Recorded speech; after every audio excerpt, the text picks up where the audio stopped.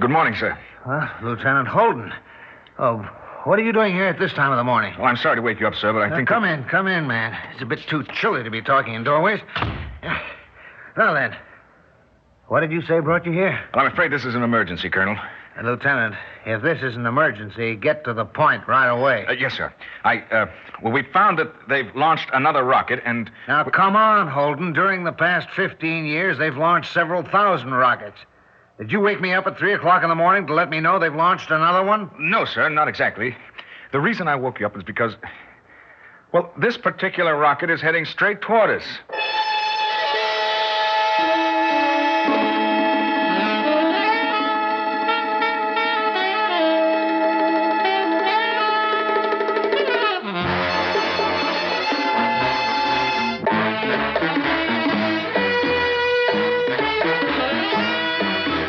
Theater 5 presents Point of Impact.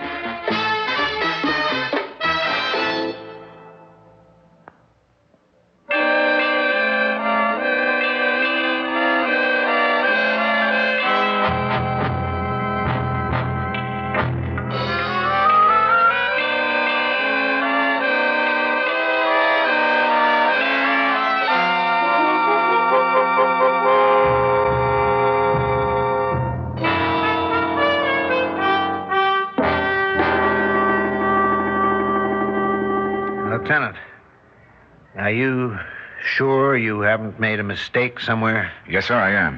Now, all our calculations show the rocket is headed straight toward us. And unless something alters its course, it'll probably hit within a radius of 5 to 10 miles from the base. All right. I assume you have a car waiting? Yes, sir. Jim, what's happened? You wait for me in the car, Lieutenant. I'll be out in a couple of minutes. Jim, what's going on? Nothing important, really. Go back to bed, dear. There's nothing to worry about. But who was that? Who was who? Now, Jim, please, who was that you were talking to? Oh, Lieutenant Holden. You must remember him. You met him at the Watsons a couple of Jim, times. stop this nonsense. What did he want? Nothing. And where are you going? To base operations. I have to check something. There seems to be a little problem, and Lieutenant Holden... What sort of problem? Oh, it's nothing important. I told you. It's just that these young kids, they just get their gold bars and they... What sort of problem? Kathy, I already told you. Nothing important. Colonel, you're not talking to your 5-year-old son now. He might be easier to convince that the commanding officer of an air defense base is awakened at 3 a.m, not by phone, but by a personal visit, for no reason. Kathy, go back to sleep. Of course he had a reason for waking me up, but there is no cause for alarm. Lieutenant Holden is a bright young man, but he's also inexperienced, and he knows it. He could not afford to take a chance. He thinks we've got a problem on our hands, and rather than face it alone, he came to see me. I'm going to base operations to see what's going on, and I'll be back in half an hour.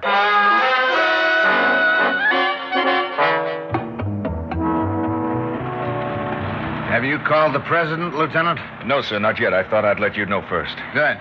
Now, let me have it from the top. What do we know about the rocket? Not much, sir. We believe it's one of their latest models, probably 1 million pounds thrust. That's more than enough for a nuclear head. Well, now, we tracked it first from launch, and it seemed like a routine launch at first, but we kept an eye on it anyway. The tracking equipment showed a speed of roughly 17,800 miles an hour. That's routine for orbiting a satellite, man. Begging the Colonel's pardon, sir, but that was several hours ago. There were 3 orbits of the Earth. I mean, the whole thing was first placed into an orbit of the Earth. You mean rocket and all? Yes, sir. Rocket and all. Now, the whole thing orbited 3 times, and then something happened which we can't explain so far. The rocket left the orbit, changed course, and began heading straight toward us. Then it's a manned spaceship. Well, no, sir. We're sure of that. The radio tracking equipment reports no conversation. Now, we did track intense radioactivity at launch and just before the rocket changed course, however. Well, if this is meant to be a surprise attack, they would observe complete radio silence. Once the men got their orders, there wouldn't be any need for communications. Oh, we thought of that, sir. And we fed the radio data into a computer, but it showed no speech pattern. It's definitely not a manned spaceship. That change of course was accomplished by radio command. What's the present speed of the rocket? Well, that's another strange thing, sir. As soon as it left the orbit, the speed decreased to slightly less than 8,000 miles an hour. Then it increased again to over 8,000. Now, right now, it's close to 12,000 miles an hour. Doesn't leave us much time, does it? No, sir. If our calculations are correct, we'll be hit in just about 32 minutes from now.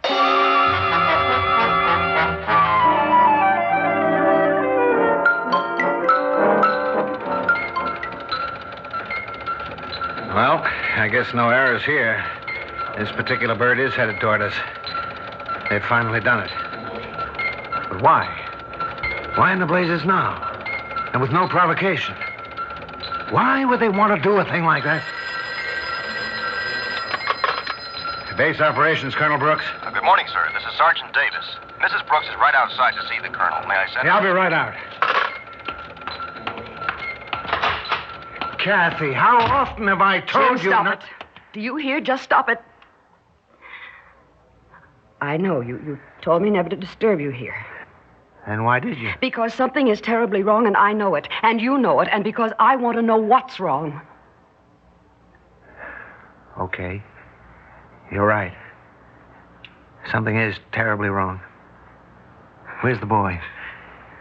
Outside in the car, sleeping. Oh, good. Now, Kathy, as soon as I'm through talking, I want you to get into the car. Is the tank full? Almost. Oh, fine. Now get into the car and drive. And as soon as you hit the highway, push the gas pedal all the way down to the floor and don't take it off until you run out of gas. It sounds frightening. It was meant to be. Kathy, in less than half an hour, we're going to be hit by a rocket which we believe carries a nuclear warhead. Now, first we thought it might be a routine satellite launch or some deep space probe, but now we know better. The rocket is heading straight toward us. It'll hit within a couple of miles from here, and from what we know about the gentleman who launched it, we can assume that what it carries in its head is not a message of friendship. What we know about the gentleman who launched that rocket. What do we know about them? What are you talking It's about? a simple question. What do we know about them? All we know is they can launch rockets, possibly reach another planet. But what do we know about them? Do we know how they think and feel? Oh, Kathy, what are you asking me for? You know we don't have answers to any of those questions. We've been trying to communicate with them for years. They've tried to communicate with us for almost as many years, but we haven't been successful, and you know it. Which they're bridging with a rocket carrying a nuclear head. Because we haven't been able to find some other bridge. Kathy, darling, listen to me. You're losing precious time. Now get into the car and go. In half an hour, you should be far enough away to save yourself and the boy. But can't you do something about it? Don't you have something to stop it? No. All we can do is track it down and wait. But surely there must be something. Kathy, listen to me. Every minute counts. Get going. And you, Jim? What will you do? Pray, maybe. Just pray.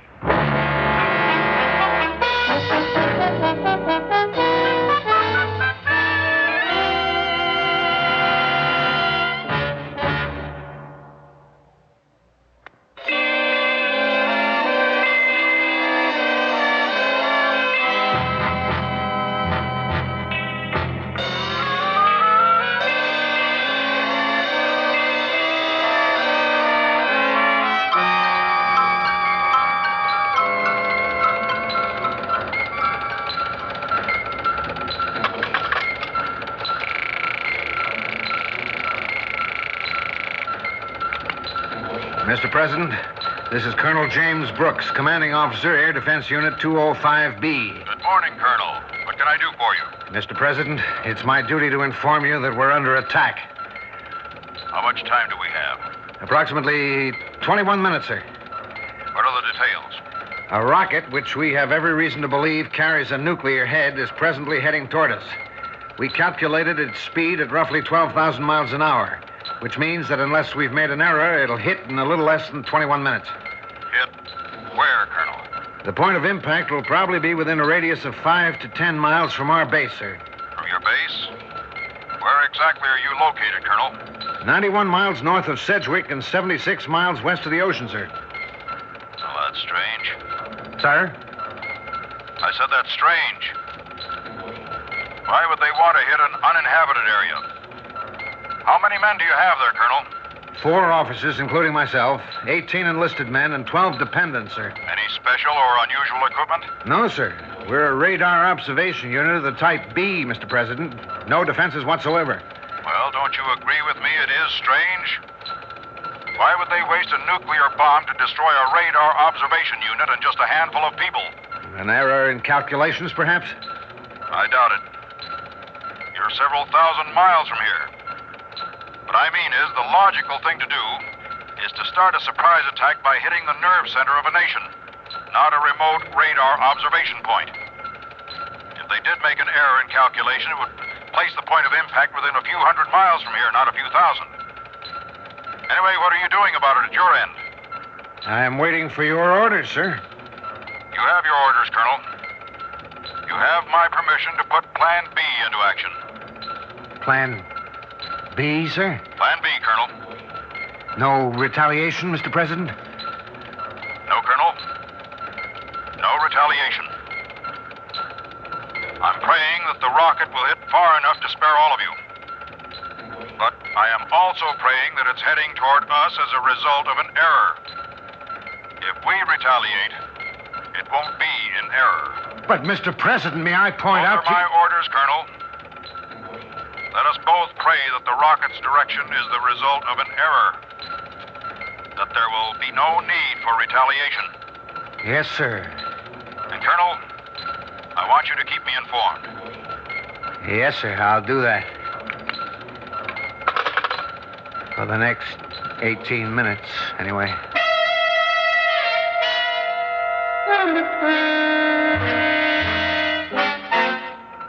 Holden. Yes, sir. Put Plan B into effect. Yes, sir. Plan B, sir? That's right, Lieutenant. Second lieutenants are expendable, and it seems so are bird colonels. Yes, sir. Oh, Colonel Brooks. Yes? Mrs. Brooks is waiting at the door, sir. She's been here for a while. She came while the colonel was talking to the president. Shall we let her in, sir? Where's your wife, Holden? I suppose on her way to the shelter by now. Everybody's been alerted, sir. That's good. How many minutes? 10, sir. 9 minutes and 40 seconds, actually. About Mrs. Brooks, sir. I'll go out and see her. Let me know at T-5, Holden.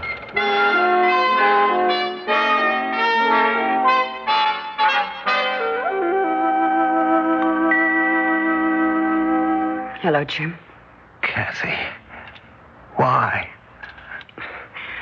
It'll sound terribly corny, I know, but I just couldn't go. Not that I didn't try, mind you. I drove as far as the bridge, but then I saw the base lights in the rearview mirror, and somehow I knew I had to come back. You never really listened to me, did you? Oh, Jim, does that really matter now? Jim, are we going to die? I don't know. I honestly don't know. But more than likely, we are. You want to know something? All my life, I was terrified at the mere thought of death, but right now, I'm not scared in the least. Well, I am. Oh, don't misunderstand me. Not for myself, but for you and the boy. For all these kids. I love you, Colonel Brooks. I love you because I believe you're the most wonderful person alive. Colonel, T-5, sir. Oh, thank you, Holden. I'll be right in. Kathy, go back to the boy. Where is he, anyway? In the shelter with Mrs. Watson and her boys. You go ahead and join them. And, Kathy, just one more thing. I love you, too.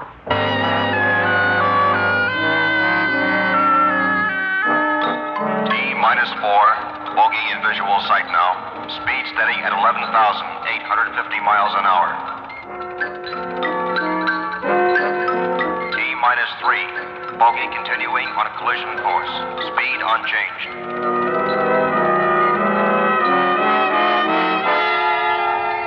T-2, bogey still on collision course. Speed steady at 11,850. Impact point 2 3/10 miles. T-1, bogey still on collision course. Speed steady. Correct impact point to 1 8/10 of a mile. T minus 30 seconds. Impact point 1 8/10 of a mile.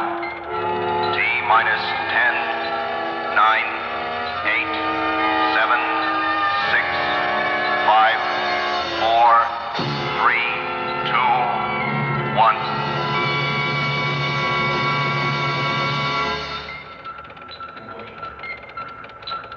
It's a dud. Hold it. No one move until I say so. It may have a delayed action fuse.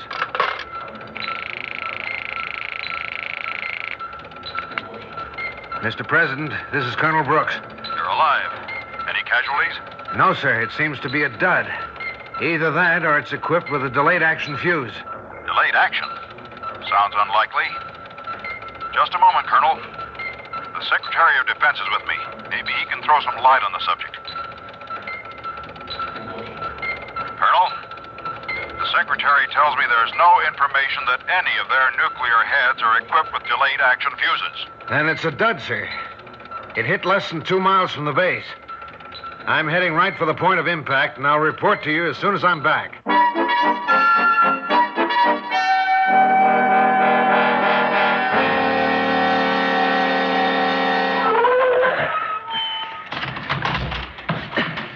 There it is. Can you see it, Colonel? Right. Let's go. Colonel, this is not a bomb. What? Well, how in the devil can you tell? It's all in pieces. Colonel, look. Huh? This is a lens. A movie or a TV camera lens. Hey, you're right. This is a lens. This must be an exploratory probe from Earth to photograph our planet. Yeah. Made in USA. What is USA? I don't know, sir. It was probably one of the labs on Earth. Probably the lab that manufactured the lens. Well, I'm sure we'll know soon enough. If they succeeded in sending a camera all the way to Mars, I'm convinced we'll have a visitor from Earth pretty soon. Let's head back now. I must tell the president.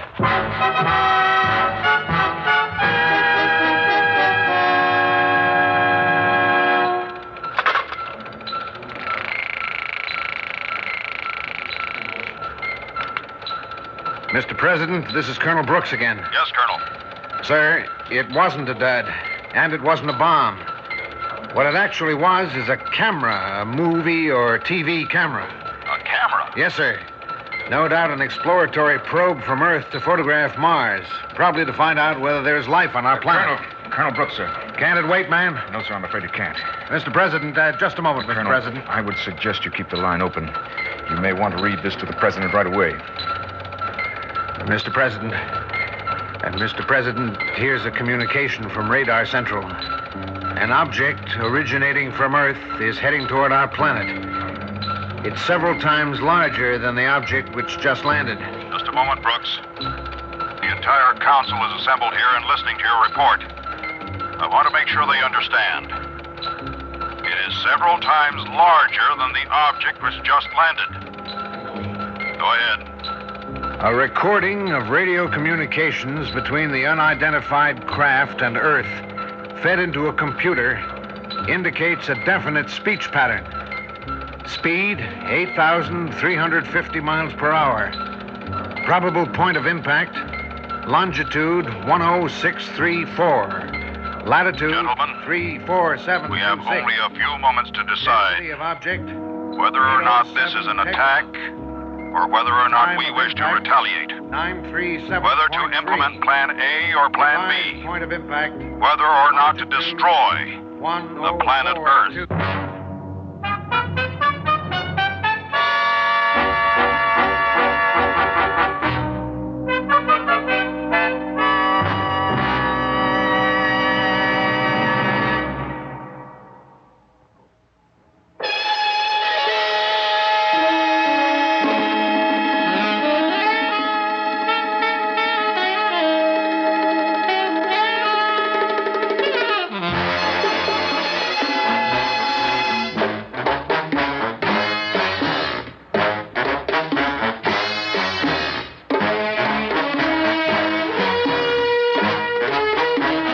Theater 5 has presented Point of Impact, Written by Michael A. Hannu, produced and directed by Warren Somerville. In the cast, Joan Lovejoy, Robert Dryden, Ralph Camargo, Stan Watt, and Larry Robinson. Audio engineers Marty Folia and Neil Pultz. Sound technician Ed Blaney. Script editor Jack C. Wilson. Original music by Alexander Vlastotsenko. Orchestra under the direction of Glenn Osser. Executive producer for Theater 5, Mr. Lee Bowman. We invite your comments. Write to Theater 5, New York 23, New York. That's Theater 5, New York 23, New York.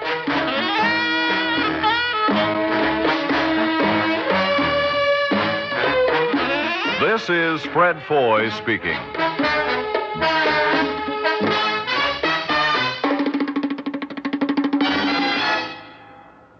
This has been an ABC Radio Network production.